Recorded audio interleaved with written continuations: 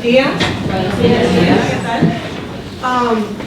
Thank you for gifting your Saturday to us today. I think that's really nice and we appreciate it. My name is Gretchen, Sierra-Zorita, and I will be moderating today the plenary panel on Puerto Rico, political and financial crisis. Puerto Rico's crisis, as we know, is the result of actions and inactions taken over the last 30 years within the constraints of the colonial governing structure.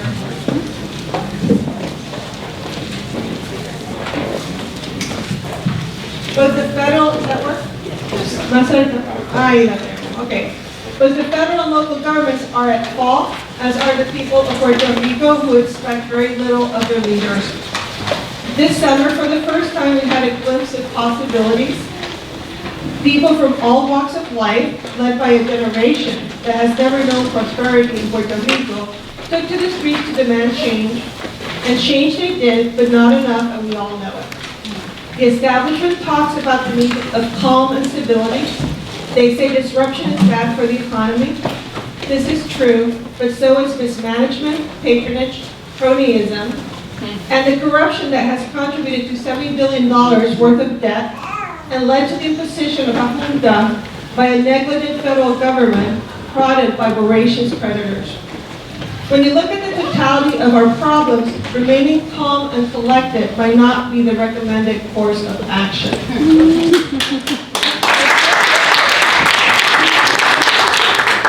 Today we have a panel of experts that will give us an overview of the challenges Puerto Rico faces today.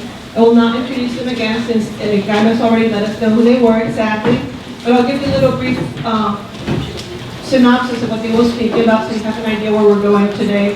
José Caraballo-Cueto will explain why the debt restructuring process is taking place today, matters so much to all of us Puerto Ricans.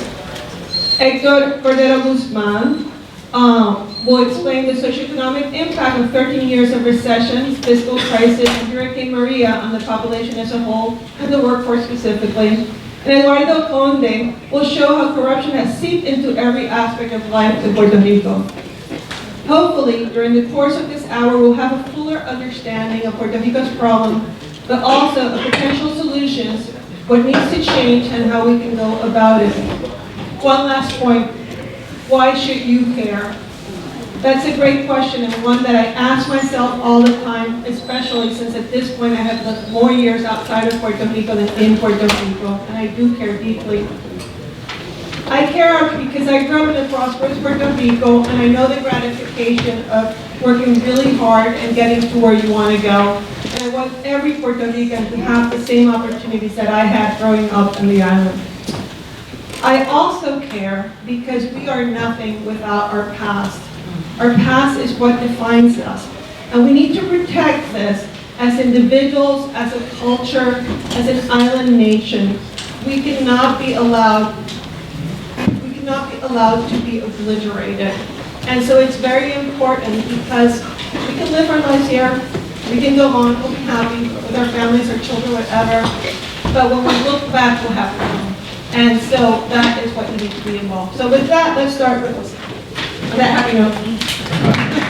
Thank you, Gretchen. Thank you all for being here. I just have 5 minutes, and I'm going to take 10. Even though I don't have I would like to have a presentation, but I'm going to try to be as well as possible, especially with the number. I want to start saying about what can explain the debt crisis. Well, there are many factors, but deindustrialization is the underlying cause. A large reduction in manufacturing collapsed the economy, then we saw a decrease in government revenues and an increase in debt. Corruption was an exacerbating factor. Corruption has been observed in Puerto Rico since Christopher Columbus, or maybe before that. And in the 1980s, debt was declining, even without the presence of corruption. So it's hard to explain how you have corruption in a period of time when debt is declining, then debt is increasing. It seems to be something else there. manufacturing was half of the Puerto Rican economy. So when Section 936 was repealed by the federal government in 2006, that was actually the year that a Great Depression started. And I call it the Great Depression because this depression is even larger and deeper than the depression of the 1930s for the case of Puerto Rico, not for the case of the U.S. More information about this can be found in an article that I published with one that is called From Deindustrialization to Independence. Economic downturn was so high in 2006 that new taxation didn't bring government revenues to the pre-crisis level. So as many of you know, we have a sales tax of 7% in 2006, then it increased to 11.5%. We also have excise taxes to manufacturing industries in Puerto Rico, which is called the Act 154, that Edwin just says that it's about 20% of the central government revenues. And even though with that new taxation, the government revenues are not even close to the pre-crisis level. Some casual observers, such as the Fiscal Control Board, argue that the underlying cause is the federal minimum wage or the local version of the SNAP program, that we call it the PAN.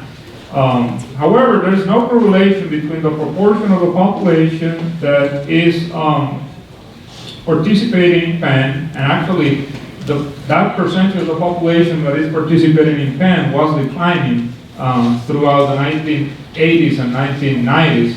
And actually at the beginning of the 2000s, so when we see an increase in the percentage of the population that is in PAN was actually after 2006. So in other words, PAN seems to be a safety net more than something else. Yeah, that's a local version of the SNAP program. In the case of government workers, when we look at comparable data, the proportion that in 2013 worked in government in Puerto Rico was similar to the U.S.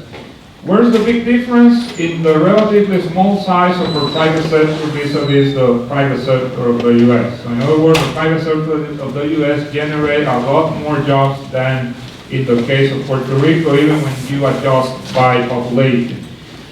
Without a change in policies, inequality will increase during this reconstruction process.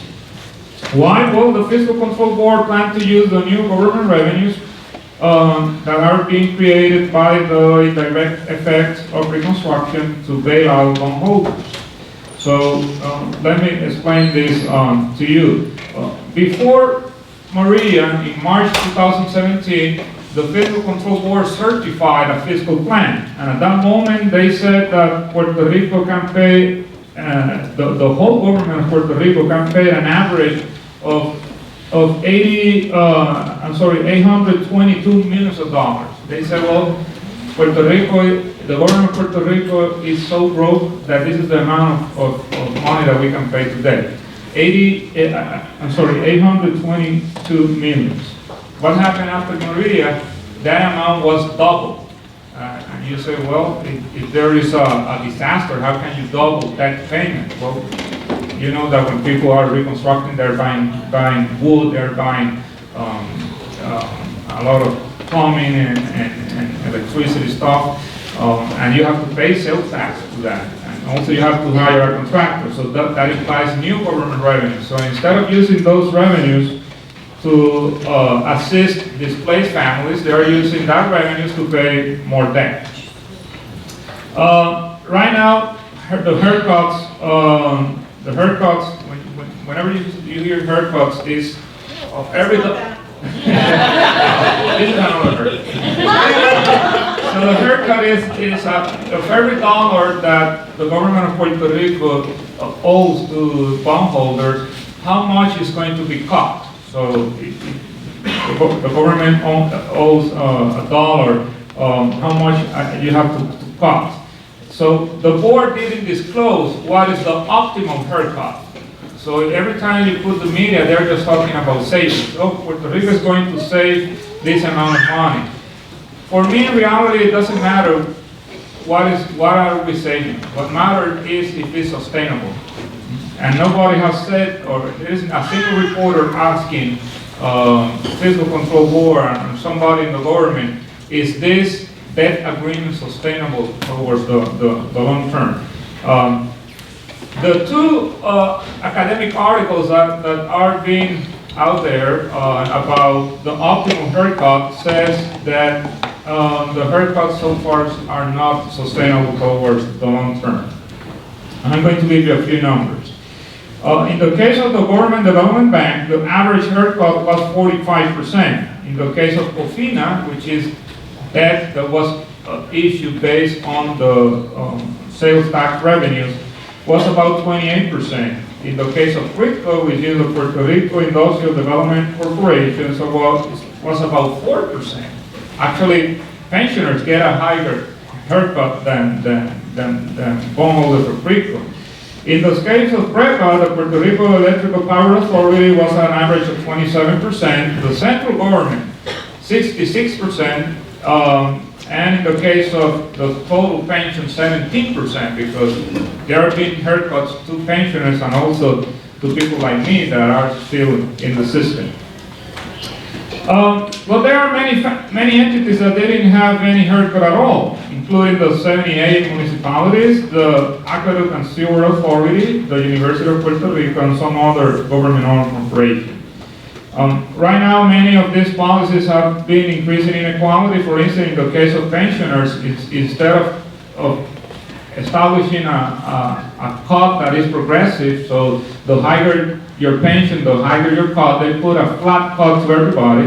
In the case of the University of Puerto Rico, instead of putting a tuition that is that depends on the level of income, they increase the tuition for everybody at the same time. It doesn't matter if you come from a very exclusive community or if you come from a public housing, you have to pay the same tuition. And same thing with PREPA and with the rest of the government-owned corporations. And so whenever you establish such as flat rates, you are just going to exacerbate inequality. And I should remember that the income inequality of Puerto Rico is one of the highest in the whole world. So federal policies are needed to end satisfactorily this crisis. This is not a cyclical crisis. This is a structural crisis. So there are many federal policies that can be applied to Puerto Rico and that have been applied to other territories, such as the Jones Act. For instance, the Jones Act doesn't apply to the U.S. Virgin Islands. In the case of Guam and the Northern Mariana Island, Congress approved tourist visa waivers. So if you are a tourist for certain countries, you don't need to apply to a visa. You don't need a tourist visa to go to Guam, but you need it if you want to go to Puerto Rico. So that is limiting the tourist sector in the island. In the case of a SNAP, we don't have parity. As I said, there is just a local version that is a block grant. We don't have parity in Medicare. We pay Medicare in the same proportion as in the states, but we don't have parity with respect to the states. And there is also no supplemental security income, as you have also in other territories such as Guam. So I leave it there because I feel the pressure that Gretchen is putting on me.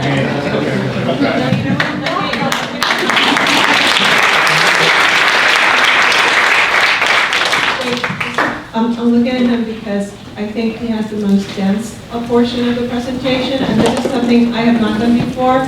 I'd like to know before we move on, is there any technical questions? I'm not entertaining content, process, I'm just technical. Is there any concept that you did not understand this? Because I think this is very dense. So if anybody is there, and there's no shame here, I'm not an economist either, I just have heard this enough that I know what he's talking about. Okay, so. I'll have one. When he said parity, does everybody know what he's talking about? Yes. Explain. Parity. Can you explain parity? Paridad. Okay. So, in the case of take the case of, I don't know,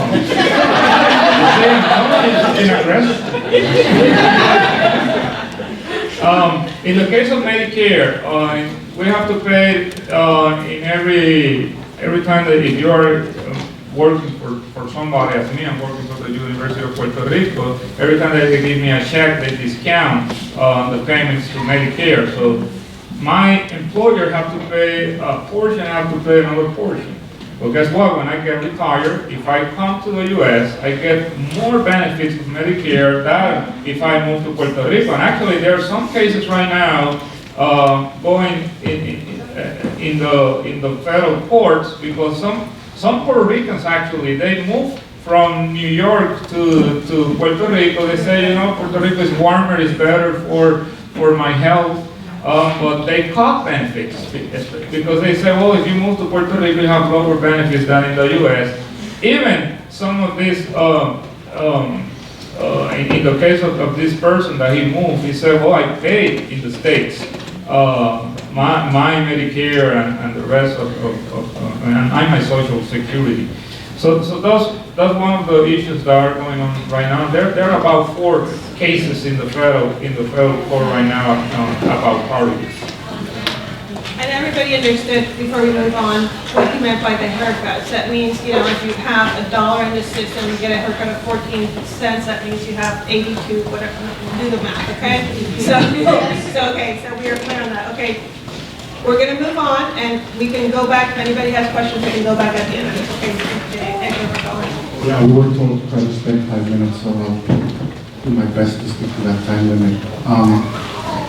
We need to really think about it. Thanks to all of you for really being here. Thanks to Edwin for putting the conference together. Want me to project a little more? And to Benny and to Gretchen for hosting, and to Jose, whom I've known for a while, and Eduardo will be a pleasure to hear from.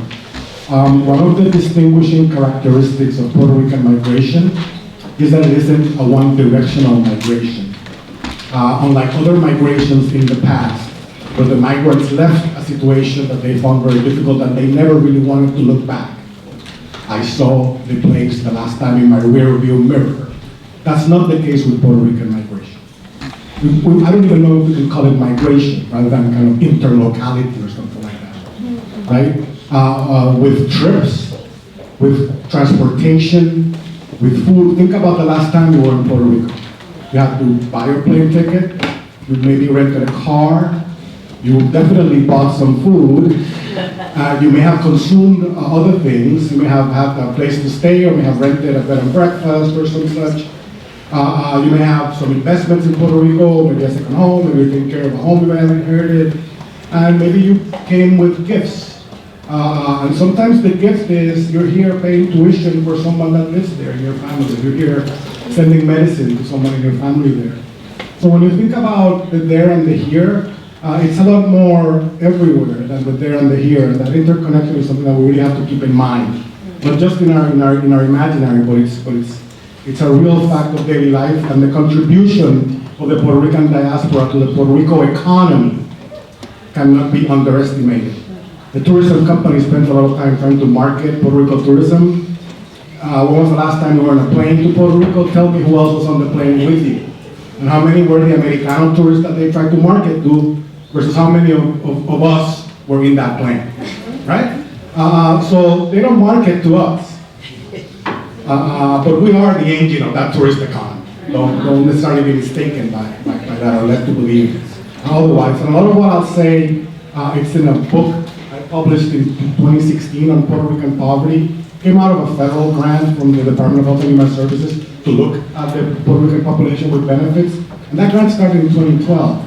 I published the book in 2016. The hurricane happened in 2017. And I was shocked in 2017 by how many people came to me to say, oh, we didn't know there was so much poverty in Puerto Rico. Because Puerto Rico did a really good job at hiding its poverty under all that cement and under all those highways and under all that brush that the hurricane removed. So I want to talk to you a little bit about that situation and how it impacts kind of the past, present, and current crises. And as Edwin said, Puerto Rico's been going through a series of crises all happening at the same time. It's what's been known in other circles as kind of like the perfect storm. The economic crisis. I should look at it. Yeah. Thank you. The economic dimension, the fiscal dimension, the political dimension, the psychological dimension, and now the psychological dimension to me is almost like the most troubling. The fact that people don't think there's a future in Puerto Rico, a future for Puerto Ricans in Puerto Rico. And when people think about the future in Puerto Rico, they start talking about all the millionaires that are moving in, and gentrification on the island, and people kind of selling their properties to higher bidder and then figuring out what am I going to do now? I just have to migrate to Florida. So that's a really troubling aspect. And the issue of welfare and the issue of debt crises was tied up in a really ugly cartoon that came around the time of the crisis, because Puerto Rico's been presented, and the crisis in Puerto Rico has been presented as a result of what is really a series of myths and stereotypes that I've spent a lot of time in the book and elsewhere trying to talk about. It was said that Puerto Rico got into a crisis because it had low levels of education, because people in Puerto Rico didn't want to work, because the welfare payments were too generous, because these welfare payments were so generous that it created this incentive for people to go to work. They'd rather somehow just stay at home watching their big TV that they call it the welfare payments, and somehow were too big. That the minimum wage was too generous. $7.25 for Puerto Rico, they should be earning, I don't know, what's the minimum wage in Haiti? What's the minimum wage in the Dominican Republic? Maybe that should be the minimum wage in Puerto Rico. But the federal minimum wage is too generous for those workers down there. And the labor laws, they barely have to work because they have so many holidays and so many vacations. And so Puerto Rico was somehow again presented as this kind of welfare worker paradise. But it was really, when you look underneath, anything but. And what was uglier about this myth, or set of myths that were propagated, is that in the end, the crisis was moved to low-wage workers, the poor, other vulnerable populations caused the crisis because they're too costly, they're unproductive, and in the end, they're to blame. I don't have the time that I usually take to go over each one of these myths and kind of break them apart. Just with the first one. In the 1901 US Census, I think they found that about 80-some% of the population in Puerto Rico didn't know how to read or write. 80-some%. Fast forward to today, where more than half of the youth are in college. And about a quarter of the adult population has a college degree.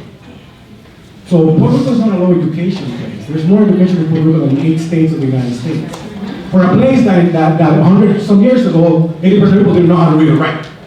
So the progress in education has been humongous in Puerto Rico. And if you want to explain why youth took to the streets this last summer, they took to the streets because they're the most educated generation in the history of Puerto Rico. And the most educated generation in the history of Puerto Rico, they face the worst labor market in the history of Puerto Rico, more recent, and the worst wages. So now you have people with 2 master's degrees basically working for minimum wage jobs, fetching beers for some kid that looks just like them but just happens to live in the US. Can afford to go vacation in Puerto Rico. While they, with more education than that kid they're serving, don't have that opportunity to make a decent wage. Okay, so that's the reality, just on education. We can go down the list. And Jose kind of mentioned others. Jose mentioned inequality. I just want to show you the numbers, because they're troubling enough. The bottom 40% in Puerto Rico make 9% of the income in Puerto Rico. The bottom 20% make 1% of the income. The bottom 20% of Puerto Rico make 1 cent for every dollar that's made in Puerto Rico. The top 20% in Puerto Rico make 55% of all the income. So the bottom 40% make 9%. The top 20% make 55%. And the top 5% in Puerto Rico that I highlighted at the bottom make about 25% of all the income. I put the comparable US numbers, and US is said to have a high inequality level. So as Jose was saying, Puerto Rico has higher inequality than the US.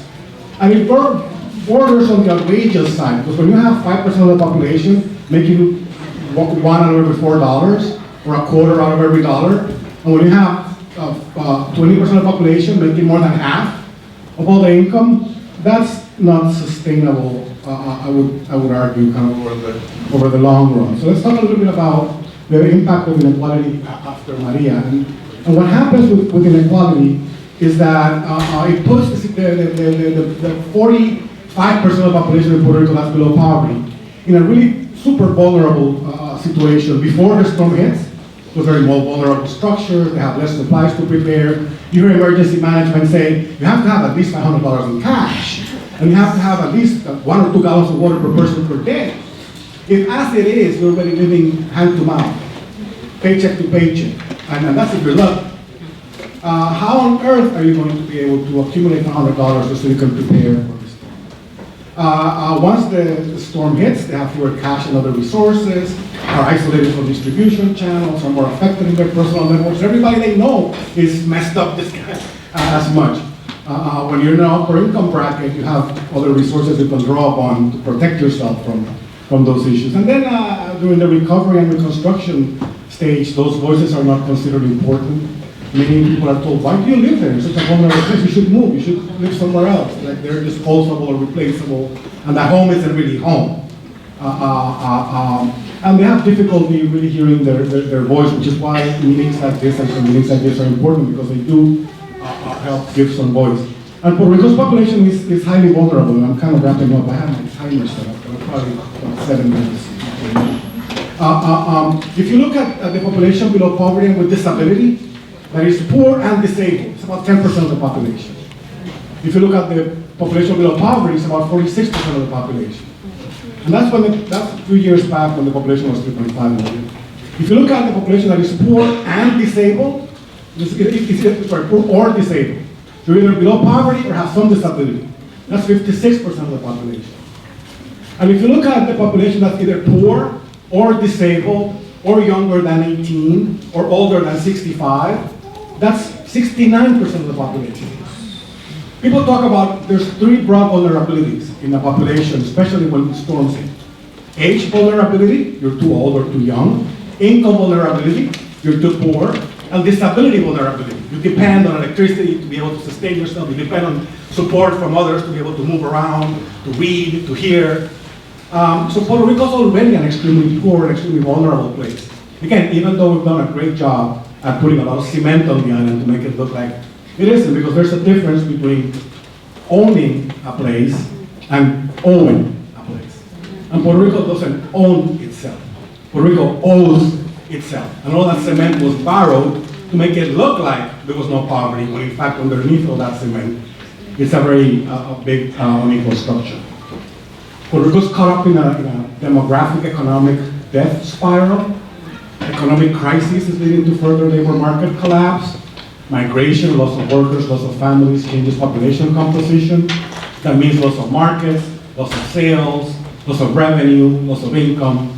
That means the government has less revenue, lower tax collections, fewer resources to cover expenses, making investments, fight the crises, which slows economic growth and economic activity, which further creates more employment problems and poverty, which leads then to more labor market collapse and more migration.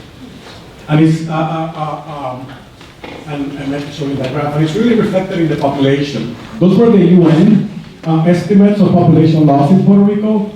This is the reality. So the UN was estimating about 3.5 around 2020, we're about 3 million.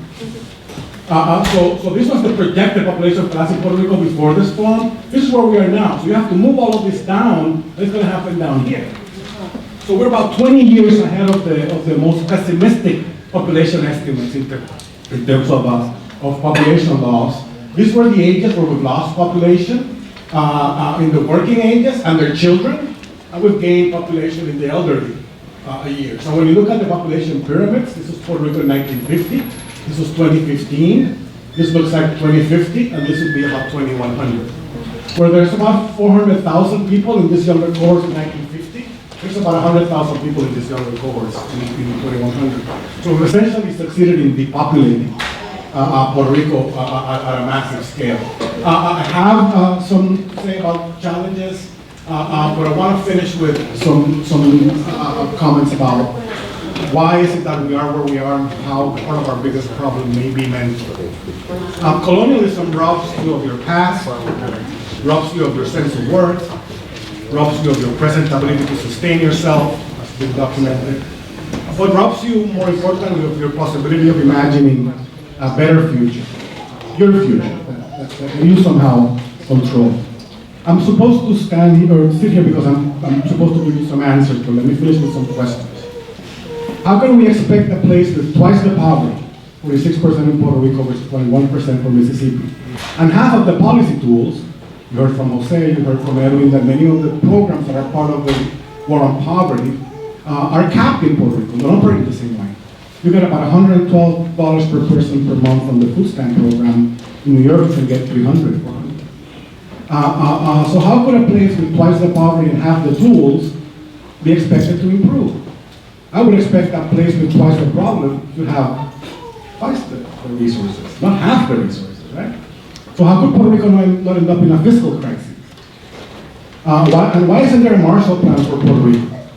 And it's because it's perceived that Puerto Ricans don't deserve it.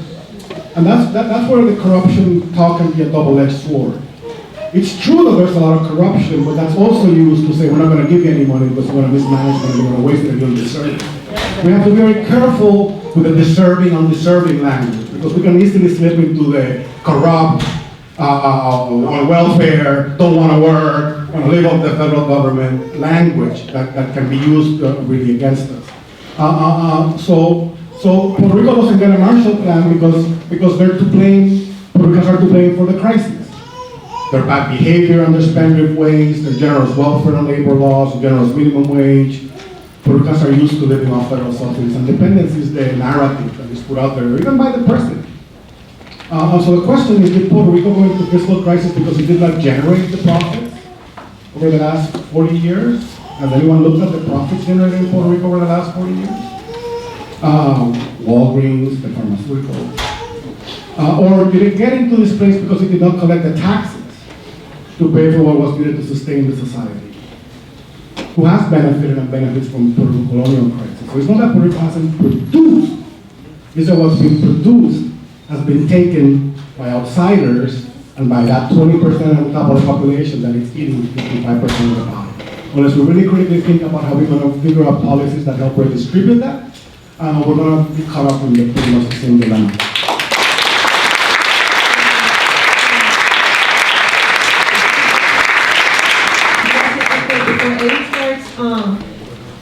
I just wanted to clarify a little bit something. Can we say that, what percentage can we say of poor people in Puerto Rico, I know there's different definitions for that, are made up of children, elderly, and disabled? What percent of the... Yes. Off the top of my head, I don't know. But, I mean, But roughly. I know that more than half of the participants in the food stamp program are children or disabled. So that's what the food stamp program is a pretty good proxy for the overall population of poverty. Is that, I think, I don't want to belabor this, but that is a distinction that needs to be made because I think people assume that everybody who is poor is an able working body when it is not necessarily so. And so we need to think about these subpopulations in different ways as we go forward. Even in the food stamp program, when you look at the adult able-bodied population in the program, about 15% are working, and about 40% say they're looking for work. And those that are not working either have some kind of a family care reason that they give for not working, or there's about 10% that say they're discouraged. They keep looking for so long and not finding, so they drop out of the Or they're not reporting because if they report, then the food stamps go away and then they're back into the same. Of the people that say they're not working, it's likely that some proportion are doing something. Yeah, okay. So Eddie, Héctor talked about corruption, so I think from that you can lead on. Are you guys hear me okay with this mic? No. This mic is not? Okay, likes to walk around. I'm not gonna work around this time. All right, can you hear me now? Yes. So, raise your hand if you're already depressed about hearing everything that is so great happening in Puerto Rico. Gretchen asked me to talk a little bit about corruption, and I think that this was a great segue to talk about it. Raise your hand if you have talked to someone in Puerto Rico and they will tell you that they will not vote because they're all the same. Todos roban. Right? That they don't want to participate in the political process because ¿pa qué? No va a cambiar nada. It affects, corruption affects way more than just when people steal money. You know, los chanchullos que pasan has a bigger effect on the population. It's affecting the political process. Right now, you can see a good candidate running and you can see a bad candidate running, and people are not prone to go and rally behind the good candidate because when he gets there, what is he gonna do? It's a problem that is also like so embedded in our nature that we have almost become like desensitized about it. Like we see the corruption and we almost like are normalized to say, yes, of course, we knew it was happening. Ask anybody after they read the chats and they said, oh, yes, I am shocked. No, nobody was. Nobody was shocked. We just now saw it. We just now have the proof that it happened. And corruption affects not only on that sense of us being desensitized. Think about federal funding. Everyone was talking about how much money has been allocated to Puerto Rico but has not been dispersed. That's a big issue. And on stage, I'm not going to give you all the reasons why I think that is happening. But the president tweeted, you see, I was right. You have the most corrupt government. And whether we agree or not, and I'll give you the answer, we're not the most corrupt.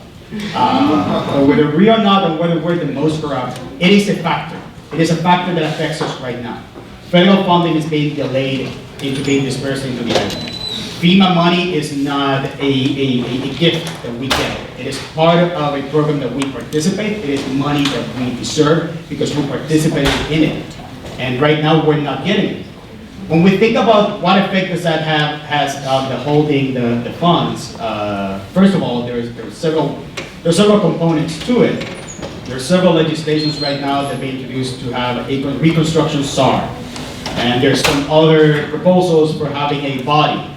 That basically means that this federal funding will be given to this group of people, or this person, if it's just one person. And this person will determine where that money goes.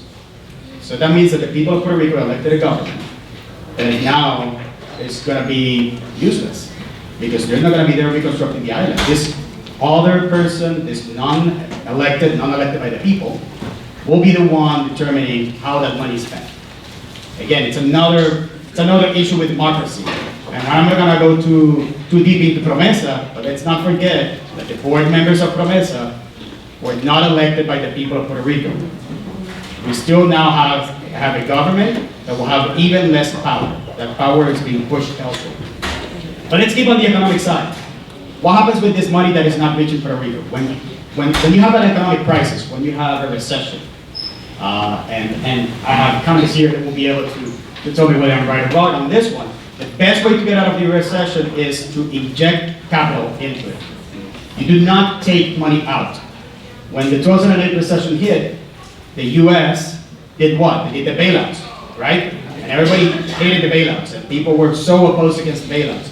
But they took the economy out of the recession. Some banks, I remember, there was the Secretary of the Treasury, had a meeting with the president of the banks, and he forced them to get money from the government. And there are accounts that some presidents did not want to take the money. Bank of America said, I got enough money, I don't need this. But he forced to do that. Why? Because liquidity is important. Now, there's the money for Puerto Rico. Even money for reconstruction. And again, this is post-debt crisis. It's not reaching the island. So, let me ask you again, are you still depressed that, after hearing all this, we still don't have the money? We still don't have the funds to reconstruct, let alone to move the economy forward. But we all know the other impacts that corruption will have on Puerto Rico. When you have a company, I'm a firm believer on the free markets. If you're a good company and you provide good products and services, people will hire you. The market rewards you, so you get money. If you don't have good products and services, then that means that you need to fix them or lower your cost or do something, and then have the other market to compete. And the consumer gets the best available because people are competing for your business.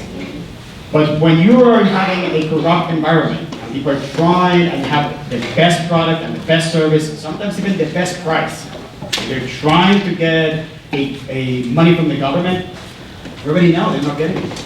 They're not getting those awards. And it's on the chats. People that get paid to now be able to help secure that award, help secure that contract. So to put it in other words, let's say that Puerto Rico is going to award the contract for $100 million for something. We know that 30 million is going to go to just the guy that just knows the person that is going to make it happen. So now we're not going to get $70 million worth of services. And we know it's not even 70 million because at that point, it's a for-profit, so somebody needs to make a profit. So now at this point, we're at 50 million.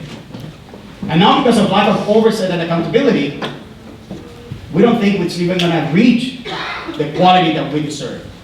So Puerto Ricans are getting, when you have corruption, it's not just affecting all, the chanchullos and the people. No, it's affecting everyone. Everybody gets a cut on that. And the problem to that is that there's no accountability. How many people have been indicted by the Justice Department of Puerto Rico on accounts of corruption in this administration? How many? How many people have been indicted after the chat? Exactly. And let's keep in mind that right now, the former Secretary of the Department of Justice of Puerto Rico is who? The governor. So If I can ask you, of the people that were in the chat, were they all fired? Or has any investigation happened because of the chats? Nobody was fired on account of that. That has been publicly made. Everybody has kept their jobs, except for those who actually quit voluntarily. They resigned. But no. And we already know that the new governor has not replaced their cabinet. It's the same people. And the Secretary of Justice was her second in command. So we think it's going to happen. You see, these are the things that we need to also think when we look about corruption.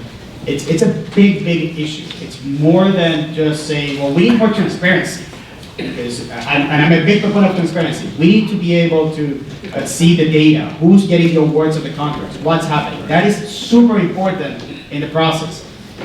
But if we have all the data, we have all the information, but we're not prosecuting, we're not holding people accountable, then what is left for us to do? Is there anything that we can do? And the answer is like, yes, of course, there's something we can do. This past summer, en verano del 19, we took on the streets, and even though there was no constitutional recourse, there was no constitutional way for us to be able to tell a governor, we can take you out. I don't think the Constitution says that if you get like X many signatures, or if you have many votes of the legislature, and people took matters into their hand. And I think that that is really the beautiful thing that is happening. This is the part where we look forward. This is the part where we need to come together as a community. No los de aquí ni los de allá. No los de la diaspora. I don't like that term. I'm still Puerto Rican. No los de la diaspora y los de la isla. It's like everybody together. And we need to use whatever mechanisms we have available. You have 2 senators here, and each of you have a Congress person, except those of you from Puerto Rico. But don't worry, we got your back. And we need to use that political process. If the Department of Justice is not doing its job, we know we can go to the FBI. So call your congressman, call your senators, and say, we demand a congressional investigation of this. We demand that you try to persuade the FBI to perform some investigations on this. Thank you. That's very nice. So to me, to conclude, I think that we have a lot of work to do. We look up to the youth. We look up to the students. You're the one that started it all. Thank you.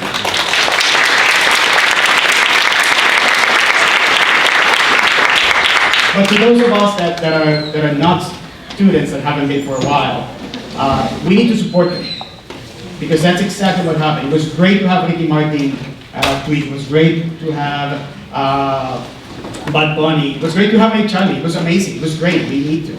But what? I really want to meet him. Hey Charlie? Hey Charlie might be coming to the Diaspora Summit of Washington, D.C. So, but we need to support those that are doing the kind of work, the kind of activism. Héctor just said it a few minutes ago. It looks bad when people are protesting. It's like, oh, you're disrupting. But it's the resource that we have in our hands. We're not powerless. We have the opportunity, and we need to use that opportunity. Thank you.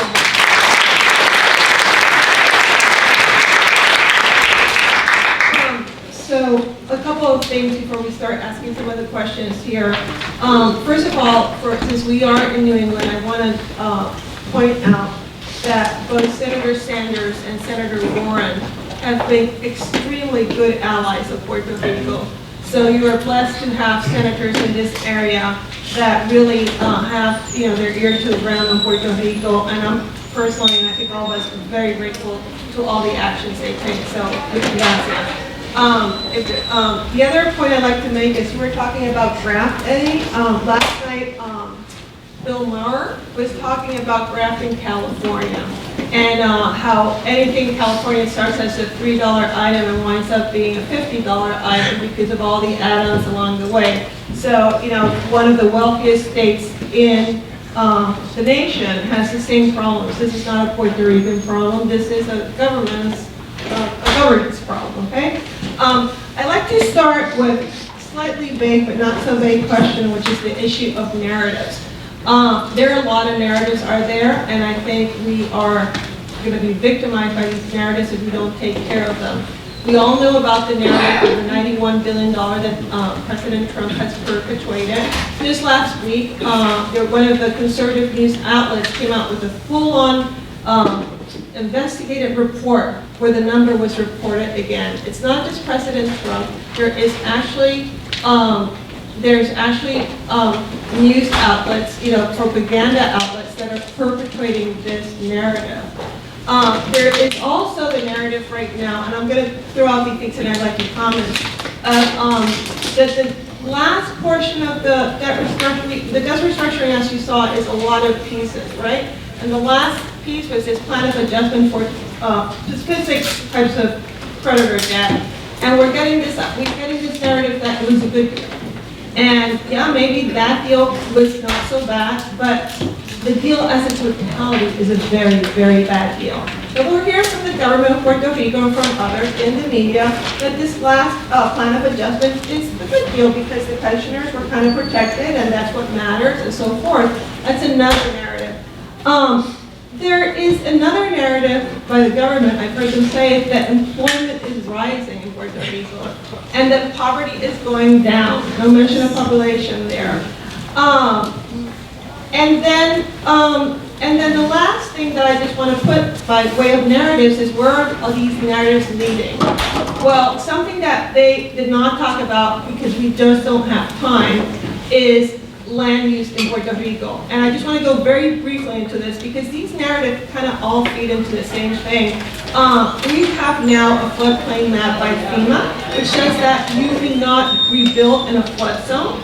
Fine. And so they are going to relocate people. The money to relocate people is being allocated, it's federal funding, before the funding that is allocated for mitigation. So the idea is you move people out, and then the mitigation funding comes in. Strangely, if you move these people out, because they have to relocate, you're going to move them to the mountain where there are mudslides. The entirety of Puerto Rico is a disaster zone, so it doesn't make sense. But so you have that. Then you have a zoning map that just came out from the planning board, which is not an independent planning board because it has been subsumed to the government. And they have a zoning map that has to deal with economic development, residential, commercial, environmental. That is being objected to by people because it has not been properly vetted. And then you have the opportunity zone. Puerto Rico has been declared in its entirety an opportunity zone, which means that you can come in as an outside investor, and as long as the profits remain on the island, and I'm simplifying this, so don't go to your lawyer with this information, you get tax credits, basically. The money has to stay there. Now you can have developments that have to do with manufacturing and job creation and so forth, or you can just have real estate development, which don't produce a lot of jobs. So the point that I'm going is that Puerto Rico could become a real estate bonanza in the next 10 years. And so all these narratives that you're hearing and that you really need to contest every step of the way are setting this stage, están haciendo la cama, is what's going on here. And so I would like you all to comment about that and throw in also the issue of income inequality and how that's another issue of how this, just speak. Anybody has some comments on narratives? How many hours do I have to do? 1 minute. Your best narrative. I mean, it is what's going on. Yeah, those are excellent questions. So I'm going to try to be very brief. The plan of adjustment that was just recently released for the central government, I would say that looks better than other plan of adjustments, such as the plan of adjustment for Cocina and for And for PREPA, the case of PREPA, the Puerto Rico Electrical Power Authority, they are saying, well, we're going to cut the debt by 30%, but we are going to increase the electrical rate by 28%. Right now, Puerto Rico has one of the highest electricity rates in the whole U.S., and one of the highest also in the region in Latin America. And that is going to affect the competitiveness of Puerto Rico. So how can you boost an economy with such a high electrical rate? And that's something that is very bad. And I don't know, the discussion with the new plan of adjustment seems to be covering that really bad plan of adjustment of PREPA. In the case of, and I will say that it's better. Jose, if I may interrupt, one of the questions is why do you think no one is asking about the sustainability of the debt agreement? So it's not out there. Yes, I think that the narrative of savings, people like that because we all like to buy things for a lower price, right? We all like that, so we like discounts. But in any kind of bankruptcy, you will have some discount. That's actually the definition of bankruptcy. You say, I have this debt and I have to reduce it. So I think the discussion should not be about savings, how much we are saving. It's about sustainability because what we really would like in a bankruptcy process is to have a fresh start. That we go, it doesn't matter if it's at the individual or at the corporate level, you want a fresh start. You don't want to go back to bankruptcy in 5 or 10 years. So we have to make sure that this agreement, and in my opinion, that payment should not be higher after Maria than before Maria. So before Maria, the Fiscal Control Board said this is the amount of money that we can pay. You cannot raise that after a disaster. It doesn't make any sense. We have even more demand for essential services from the government. Poverty decreased 1 percentage point, and it's actually not statistically significant because it's under the margin of error. That's a technical term, but the point is that why did it increase in 2018? Well, we are in the middle of a reconstruction process. More than $10 billion were spent were invested during 2018. So there is a lot of especially the construction sector is booming during the last year. So if you have an increase in labor, an increase in employment, also the PAM program, the local version of the SNAP, was expanded, and also you have a lot of migration. A lot of poor people migrate to the U.S. Actually, the last year had the highest migration in more than 40 years. So if you have a lot of people, especially poor population, moving out of Puerto Rico, of course you're going to have a decrease in poverty in the island. But what I would like to point out, and it's very important, is that this increase in employment is not also sustainable in the long term, because once the reconstruction ends, then the employment levels will if there is no other policy, the employment will return to the crisis level. In the case of real estate bonanza, yeah, you hear a lot of that, and there's a lot of people celebrating the Chamber of Commerce and in other places. But this is for very specific areas. So if you want to move to the Old San Juan, you better have a couple of millions of dollars in your bank account. And also if you want to move to Condado, to Ocean Park, Isla Verde, that area, those exclusive areas, yes, you're going to see an increase in real estate. But other places, the decrease in prices is very, very high. I mean, in the rest almost of the island. So again, we're going to see even more inequality, especially in this case, wealth inequality, that we haven't measured that in the island. And I'm still looking for some donor, perhaps Héctor, that has some money to fund my survey. We really need to measure wealth inequality in the island, especially in this scenario when you have people living on the blue tarps, and also you have many millionaires coming to Puerto Rico because of Act 22. Héctor, when you're going to say anything? No, I wanted to ask you to comment in relation to this question because it's, why do you think population is declining? But I thought that population had to do a lot with the fact that there's less employment and less poverty. Is that correct? Population is declining for a number of reasons. Economics and migration is a big one. People in their peak reproductive ages are leaving, right? The population that remains, their fertility rate has gone down. The average age for a first child has gone up a little bit. So there are demographic factors, which to me is what worries me about payment projections moving forward. I think people have looked at the economics of it, but they haven't quite looked at the demographics that can sustain those economics. And to me, that's when the big surprise is going to come. When 10, 15 years hence, we're looking to get X amount of billions of dollars from the workforce, and the workforce is half of the size that we expected it to be. So demographics plays a huge factor. The Puerto Rican population in the US, on the contrary, is going through an explosion because it's younger people in their peak reproductive ages that tend to have slightly more children than the women in Puerto Rico. So that's what shows a graph that Edwin showed, one skyrocketing and the other one going down. The last thing I'll say about Puerto Rico and poverty is two things. Jose mentioned the first one. We're exporting. Puerto Rico is exporting a lot of poor people. It's exporting a lot of poverty. And second, when you look at the fertility that is left in Puerto Rico, the women that are having children are more likely to be low-income women than the higher-income women. So we are exporting poverty and we are reproducing poverty. And we're reproducing poverty because there is no war on poverty in Puerto Rico. There's a war on the poor in Puerto Rico, but that's a different thing. And then when I said, when I made my comments about corruption, I was trying to argue that the Puerto Rican people are not corrupt people. They went out on the street to demonstrate against corruption.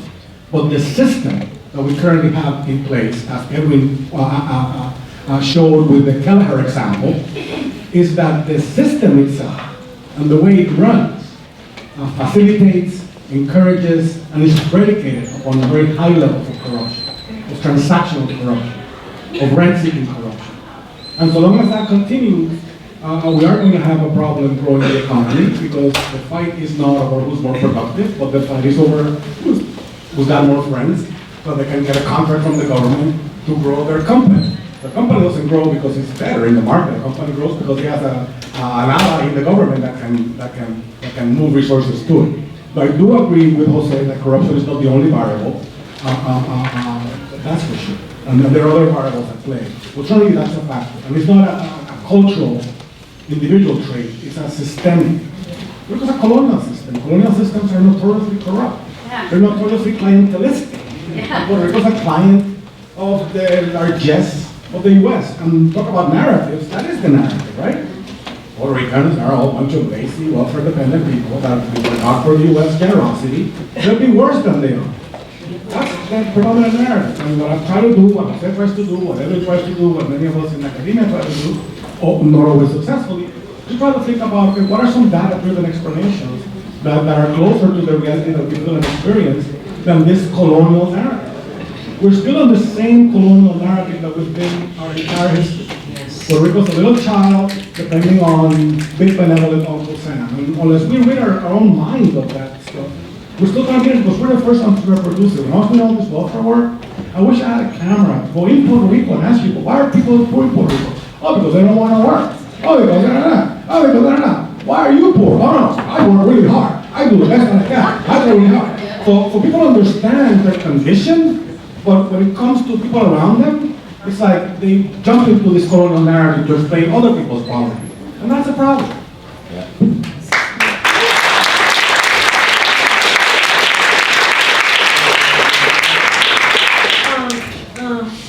What? What? Are we there? I don't want that person. No, that's what everybody is asking. asking like crazy, but before I ask the one that everybody is asking, there are two questions here that deserve later to to conversation. What's going on with agriculture? That's something that people follow closely, and there seems to be some hope in that area. I'm not sure. So I'm telling you, I'm going to ask the final questions, but maybe you want to say something about these two.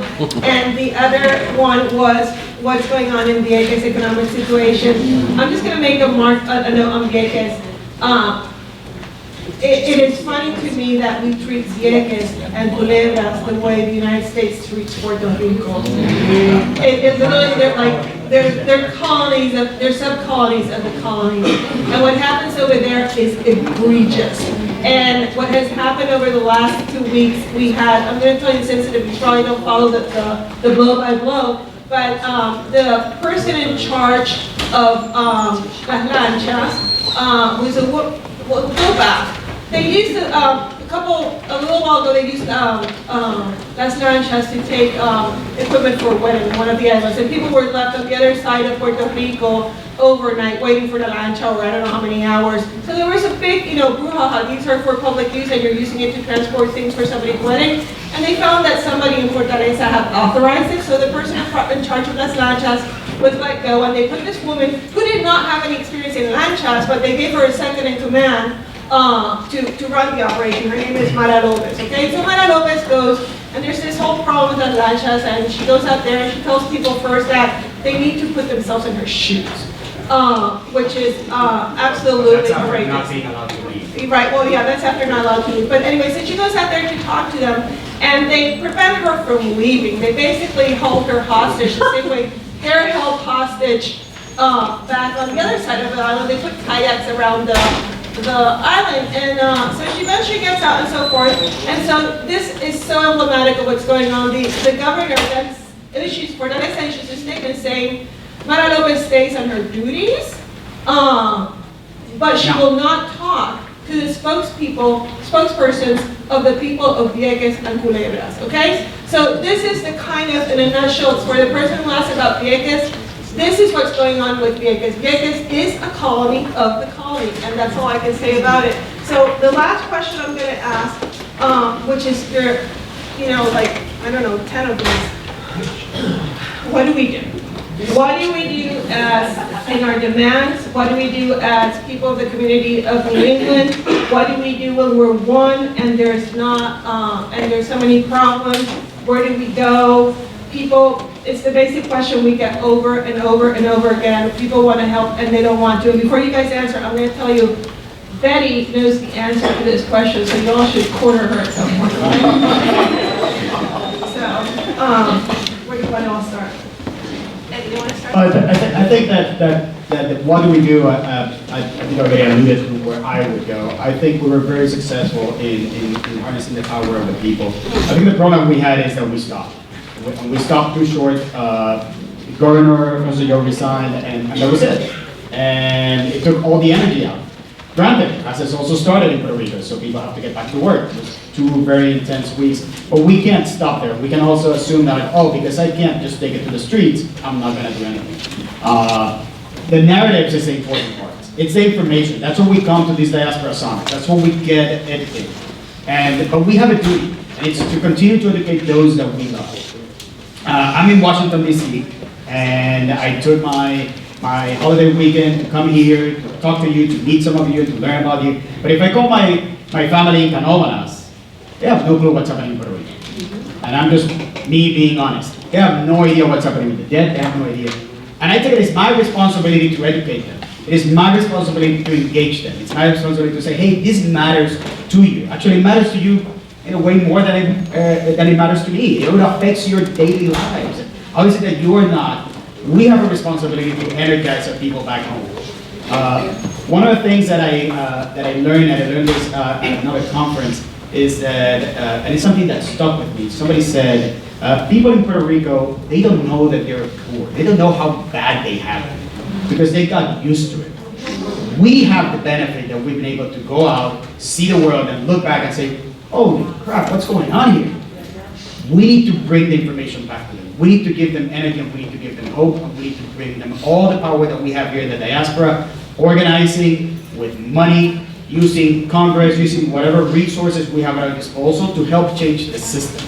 It is not something that we can say, well, you know, that's Puerto Rican's issue, you know, they're the ones that are there. Like, no, I never stopped being Puerto Rican.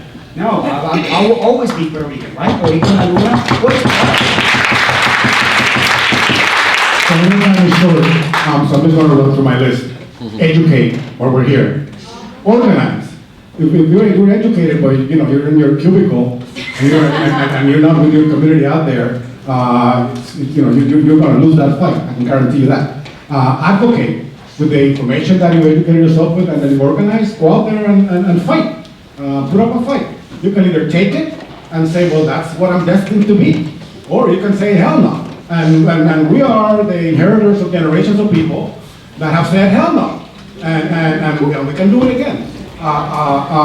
You have this, don't give up and don't take no for an answer either. You know, there's a lot of people that charm their nose into answers that look like yeses. You have, I wrote this here, you have as much a right as anyone to opine about Puerto Rico. Don't let anyone that is here, elsewhere, everywhere from the island tell you, oh, pero tú te fuiste. That's right. Because, you know, you support the tourism industry, you support the restaurant industry, you support the car rental industry, you support the real estate industry, you support your family, and you pay for the food stamp program, you pay for all of the stuff that goes to Puerto Rico. So you have as much of a right to anyone, and that narrative of, tú te fuiste, you don't really have a right to opine, or where's your electoral card, is something that kind of has had to go for a while, but it's still there. Support Betty. It's in my list. Support Betty. You can do. Support el Centro. I mean, that's a real answer. What can you do? Support el Centro. Write them a check, get their literature, distribute it, share it, tell people about their conferences. They're bringing together organizations to really create a movement of organizations and people. Support that. You're not on your own. And the last two things, hold your head high and demand better. Don't take crap from people. Because if we're going to continue to take crap from people, we're going to get crap from people. We're going to get what you allow people to give you. And if you get me crap, I say, no, this is crap. Take it back. I don't want this crap. I want something better.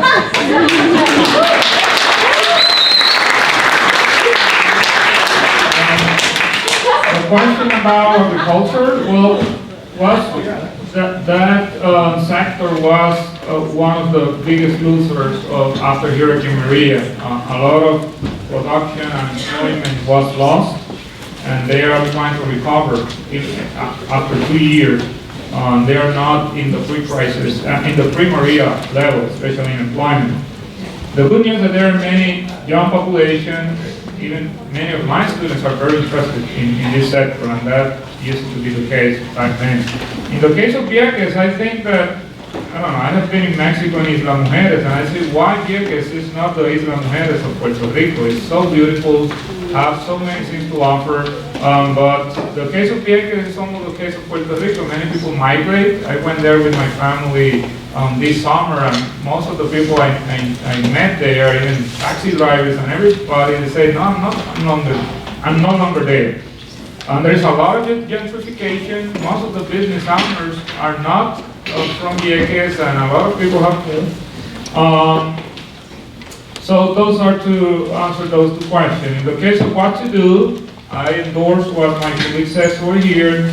I will say that we have to be careful not repeating Trump narrative about corruption in Puerto Rico and that they are all corrupt. That's not true. You know, right here in Virginia, you have a governor that was arrested because of corruption by the FBI.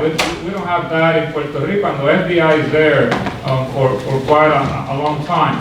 There is corruption, yes. We need to increase civil engagement to work with corruption, but it's not that corruption is so unusual in Puerto Rico, or it's even endemic. That's something that you can observe in many other countries, including, for instance, in Dominican Republic, where the economy is growing very high, and you see a lot of corruption there. And the second thing that I would say about what can you do is to be, as Héctor was saying, be more politically active, especially vote. I have seen many people in the diaspora that they don't vote. So the more we vote, the more we get politically engaged, the more demanding we can be. Just to talk, because we have to wrap it up, that have not been said, we have to do it for them because sometimes when I go to Puerto Rico, I wonder why are people not more upset about what's going on. And I come to believe that it's because things are going on every day, all the time, and they have to disconnect. We have the luxury of coming to homes where we have lights and waters and school that works and no potholes, and if a storm comes, it's taken care of. We have the bandwidth to step in. I think they're lacking the bandwidth down there because it's every day and it's overwhelming. So we can do it, so we need to do it for them because after we do it, we go back to a very easy life. They stay there. So I think that's point number one. And point number two, I like a lot of what Héctor said about speaking up for yourself. We talk a lot about white entitlement. I would like to hear talk about Boricua entitlement. I am as entitled as anybody else, and if anybody tells you I pay federal taxes, which really rankles me when they tell that we take this, that, and the other, well, I want my federal taxes not to go to a wall. I want my federal taxes to go to Puerto Rico. More Puerto Ricans paying federal taxes here in the United States and more Puerto Ricans out here than they're down there. So don't let anybody speak to you that way, okay? Así que Boricua entitlement, okay?